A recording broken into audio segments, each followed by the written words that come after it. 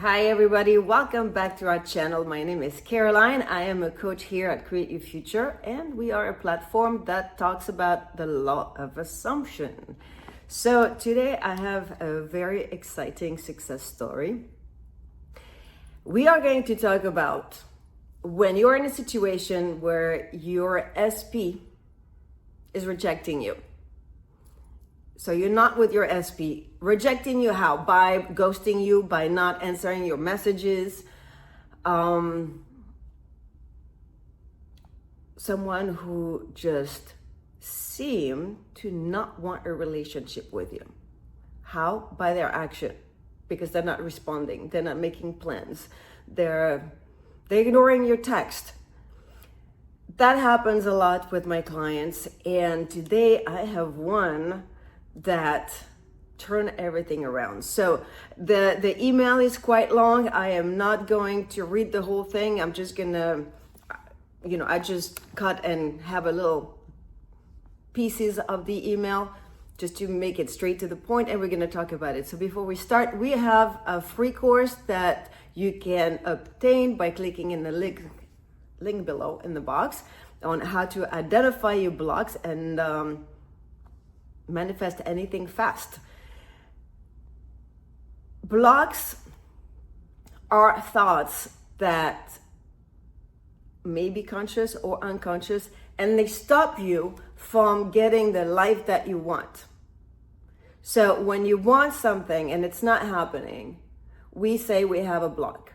So a block can be a belief, assumptions, that you may not always know what they are. You may not even know that you believe those things because they are so integrated within you that you never questioned it. You're not aware that you can question it. So one of the benefits of working with a coach in session is to really look at those blocks and those points of resistance that you don't see yourself and that prevent you from just getting what you want. That's plain and simple. The law of assumption is really the art of create for yourself the life that, the life of your dream, but really a life that serves you well, a life that makes you happy, who is here to tell you, no, you don't deserve it, or no, it's not possible, no, you cannot have this or have that, or you cannot have this person, you cannot experience this relationship, you cannot experience this type of lifestyle, you cannot experience this job, you cannot experience the luxury of having freedom of time or financial freedom or perfect health. We believe with the law of assumption that everything comes from the mind.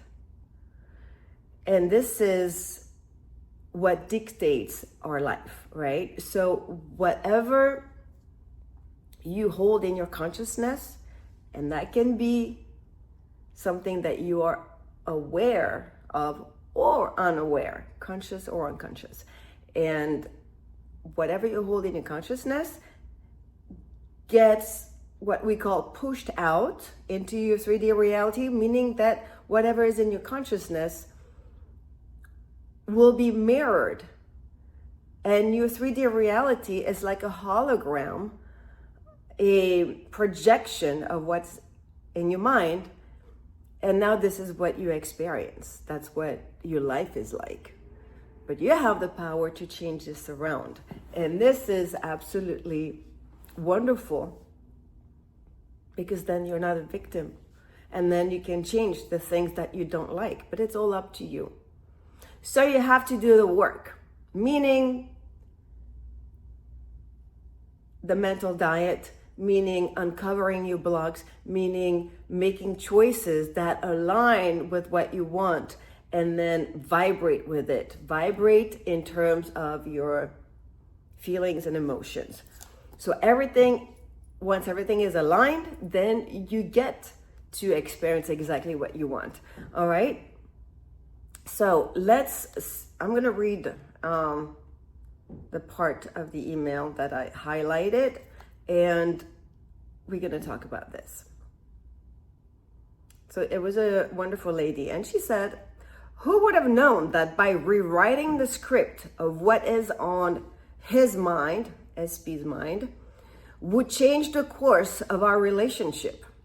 My SP, specific person, basically repeated to me word for word what you and I wrote in session. Caroline, it felt so good to hear my specific person tell me he could not stop thinking about me and loved me. I went from feeling defeated and rejected, thinking I would spend yet again another holiday alone, and now we have plans together. We booked a trip together. We have our plane tickets. So what happened here was that this specific client was I cannot say she was in a relationship. She had met somebody and they hooked up and they had some rendezvous, they had fun. And during those short few times together, SP was all in, apparently. That's what it seemed, and it made her feel really good. And they had a few conversations, and she really, really liked him. And then from this momentum, she kept on writing to him, trying to contact him, sending him messages, but a specific person was now responding once in a while. She could send 10 messages and he would respond to a couple. So frustration built up, right? Of course, now my client started feeling rejected. Who wouldn't? So with those feelings of rejection come a whole bunch of other feelings of, am I not good enough? Confidence level kind of takes a nosedive, right? So all those feelings will amplify now the situation of rejection, which made the client sad, depressed at times. And then she would go back on her mental diet and she would write affirmations and then go back on a kick and feel confident enough, send a video or a message. SP would respond, but that would not last. Because when SP would respond, she felt, and that's something she was not aware of, and we talked about it, a few times to really go and pinpoint the feeling with that. What was the feeling with those messages? She felt that, she admitted, well, I was lucky to receive this message because I don't receive them that often. So now what is the assumption? Lucky because I don't get them that often.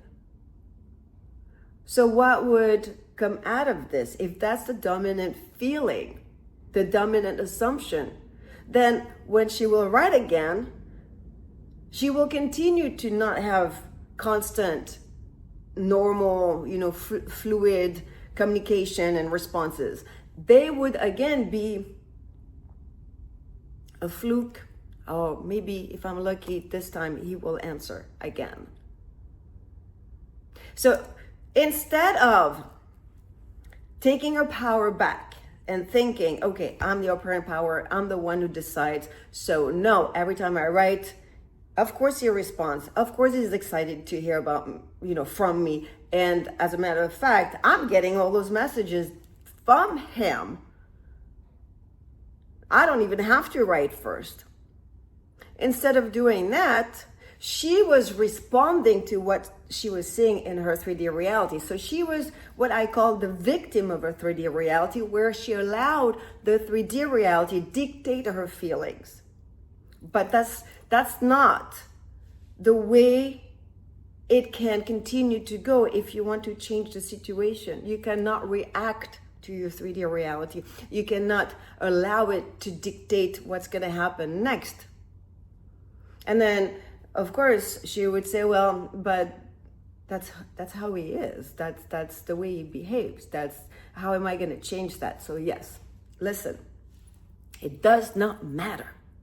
It does not matter how he behaved, because first of all, he did not behave consistently. In the beginning, He was all in. In the beginning, he was sending messages. In the beginning, he was responding immediately, the very second the messages were sent. So we had this, and then we had the period of time when he was ignoring or responding once in the blue moon. So right there, we already have two behaviors. So don't tell me that's how he is, because we don't know. We already have two different versions of SP. So now we are going to regain our power and recreate that SP. So what we did in session, well, we did a lot of things, but one of the things that was key for her, and that's what she's talking about in this email, is that we recreate a script on how he's feeling towards her. How is specific person feeling about you? And don't tell me trying to guess and do some psychotherapy on what you're seeing in your 3D reality. No, I don't want to hear that. I don't care about that. I want to hear what you think your specific person is thinking about you right now. Perfect version, best version of him, best version of him towards you, best version of him in this relationship, even though right now the relationship is non-existent. So it's a fun creative moment. And what happens also in this creative moment, when we really let the imagination go all the way, go 10 steps ahead, you feel already your own energy shift. Because now once you're in your imagination and you start thinking about all those beautiful things, that's what you're vibrating. And that frequency is much more elevated than the one before that was, bringing you in a state of depression. Now you're in a state of like, yes, I'm excited. Yes, I'm happy. Yes, this feels good. This is how he's treating me. This is how he behaves towards me. This is how he's thinking about me. So we really dwelled on all that. We wrote actual sentences that he would be saying to her. And what we're doing here, we are redirecting how a specific person is thinking and feeling and acting towards us. All right?